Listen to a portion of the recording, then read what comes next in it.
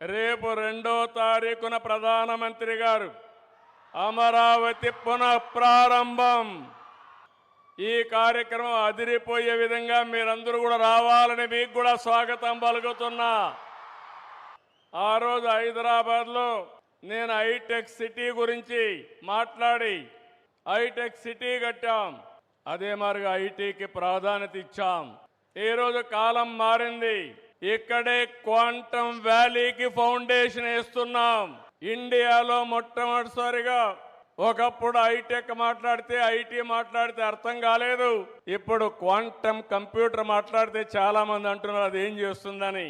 ఇప్పుడుండే కంప్యూటర్స్ కంటే 1000 రెట్లు ఫాస్టర్గా ఏది కావాలన్నా క్యాలిక్యులేషన్ చేసే శక్తి క్వాంటమ్ కంప్యూటర్కి ఉంటుంది. ఇంకో పక్కన ఇక్కడ పిల్లలు ఉన్నారు, వీటిలో మీరున్నారు. ఆల్గరిథమ్స్ రాసే బాధ్యత మీదే, ఏఏ రాసే బాధ్యత మీదే. ఒకప్పుడు ఐటీ అంటే తెలియని వాళ్ళు ఐటీ నేర్చుకుని ప్రోడక్ట్స్ తయారు చేశారు. ఈరోజు మీరందరూ కూడా నేను ఒకే పిలిపించాను. ప్రతి ఒక్క ఇంటికి ఒక ఏఐ యూస్ కేస్ అన్న తయారు చేయాలి, లేకపోతే ఏఐనా వాడాలని. ప్రతి ఒక్క ఇంటిలో ఒక ఆంట్రప్రెన్యూర్ తయారు కావాలి. ఒకప్పుడు మీరందరూ ఉద్యోగాలు అడిగేవాళ్ళు. నేను మొట్టమొదటిసారిగా ఎమ్మెల్యే అయినప్పుడు చూశాను.